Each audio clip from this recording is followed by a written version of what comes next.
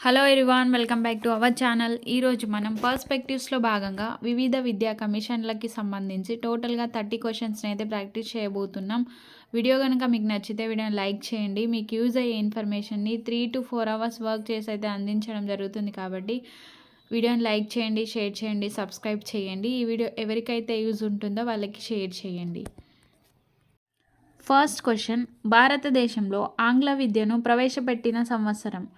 భారతదేశంలో ఆంగ్ల విద్యను ప్రవేశపెట్టిన సంవత్సరం 1813, 1833, 1854, 1835. భారతదేశంలో ఆంగ్ల విద్యను ప్రవేశపెట్టిన సంవత్సరం ఆన్సర్ 1835లో ఆంగ్ల విద్యను ప్రవేశపెట్టడం జరిగింది. భారతదేశంలో ఆంగ్ల విద్యను ప్రవేశపెట్టిన governor general William Bentinck.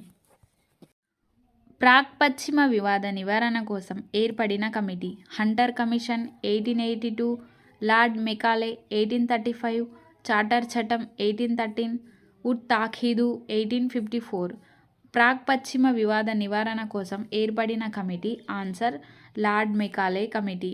1835లో Lord Macaulay కమిటీని విలియం బెంటింగ్ గారు నియమించారు. భారతదేశంలో మొట్టమొదటి గవర్నర్ జనరల్ ఎవరు?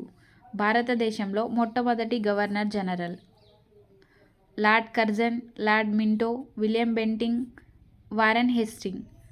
భారతదేశంలో మొట్టమొదటి governor general answer William Bentinck. భారతదేశంలో ఆంగ్ల విద్యను ప్రవేశపెట్టిన గవర్నర్ జనరల్ విలియం బెంటింగ్. భారతీయ విద్య చరిత్రలో ఈ కాలాన్ని ప్రజ్ఞావంతుల కాలంగా పేర్కొంటారు. భారతీయ విద్యా చరిత్రలో ఈ కాలాన్ని ప్రజ్ఞావంతుల కాలంగా పేర్కొంటారు. 1813, 1835 మధ్య, 1814, 1854 మధ్య, 1813, 1834 మధ్య, 1835, 1857 మధ్య. భారతీయ విద్యా చరిత్రలో ప్రజ్ఞావంతుల కాలంగా 1813, 1834 మధ్య కాలాన్ని ప్రజ్ఞావంతుల కాలంగా పేర్కొంటారు. 1813, 1834 ఈ మధ్య కాలాన్ని ప్రజ్ఞావంతుల కాలంగా పేర్కొనడం జరుగుతుంది. నవభారతం 1835లో జన్మించింది అని పేర్కొన్నది. నవభారతం 1835లో జన్మించింది అని పేర్కొన్నది Lord Macaulay, William Bentinck, W E Holland, Lord Harding. నవభారతం 1835లో జన్మించిందని పేర్కొన్నది ఆన్సర్ డబ్ల్యూఈ హాలండ్.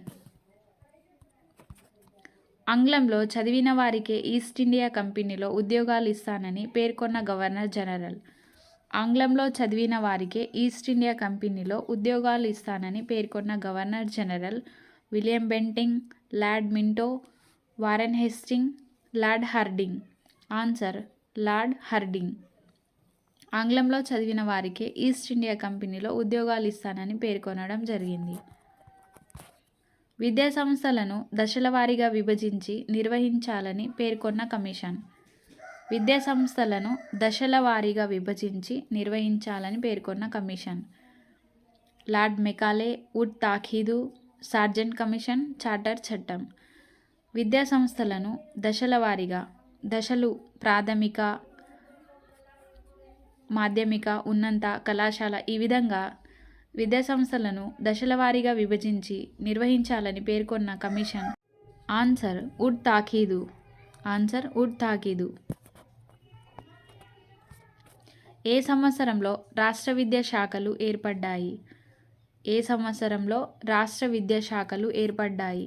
1882, 1871, 1875, 1883. ఆన్సర్ 1871లో విద్యాశాఖలు ఏర్పడ్డాయి.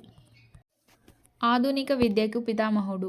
ఆధునిక విద్యకు పితామహుడు Charles grant, Charles would, William Bentinck, Lord Macaulay. ఆధునిక విద్యకు పితామహుడు ఆన్సర్ చార్లెస్ గ్రాంట్. ఆధునిక విద్యా విధానానికి పితామహుడు. ఆధునిక విద్యకు పితామహుడు Charles grant.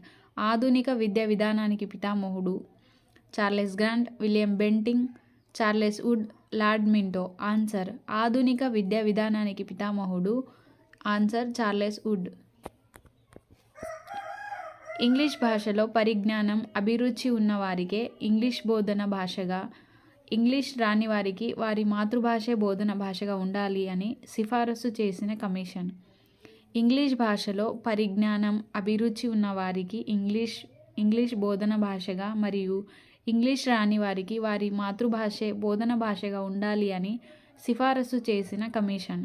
Hunter commission, Macaulay committee, Wood తాఖీదు, చార్టర్ చట్టం. ఆన్సర్ వుడ్ తాఖీదు. ఆధునిక భారతదేశంలో తొలి మహిళా పట్టభద్రురాలు ఎవరు? చంద్రముఖి బసు, కాదంబరి గంగోలీ, పై ఇద్దరు, సరోజిని నాయుడు. ఆన్సర్ పై ఇద్దరు. ఆధునిక భారతీయ విద్యా విధానం సూచించిన చార్లెస్ వుడ్ తన నివేదికను ఏ సంవత్సరంలో సమర్పించారు? 1857, 1835, 1854, 1882. ఆధునిక భారతీయ విద్యా విధానం సూచించిన చార్లెస్ వుడ్ తన నివేదికను 1854లో సమర్పించడం జరిగింది. 1854. 1875 నాటికి మద్రాస్ విశ్వవిద్యాలయానికి అనుబంధంగా ఎన్ని కళాశాలలు ఉండేవి? 10, 12, 13, 15.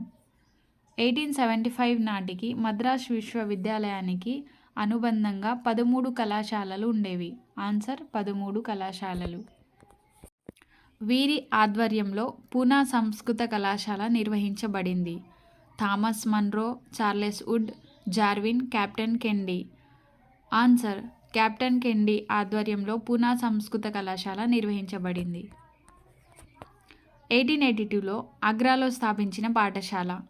1882లో ఆగ్రాలో స్థాపించిన పాఠశాల. బేతని పాఠశాల, పూణే బాలికల పాఠశాల, హలక్బందీ పాఠశాల, ధవళేశ్వరం పాఠశాల. 1882లో ఆగ్రాలో స్థాపించిన పాఠశాల. ఆన్సర్ హలక్బందీ పాఠశాల.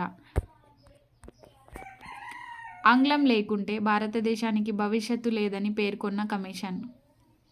William Bentinck, Lord Macaulay, lord Hardinge, lord Minto. ఆంగ్లం లేకుంటే భారతదేశానికి భవిష్యత్తు లేదు అని పేర్కొన్నది లార్డ్ మెకాలే. ఏ చట్టంలో భారతీయులకు విద్యను అందించడం కోసం ₹1,00,000 కేటాయించారు? 1813, 1833, 1854, 1857.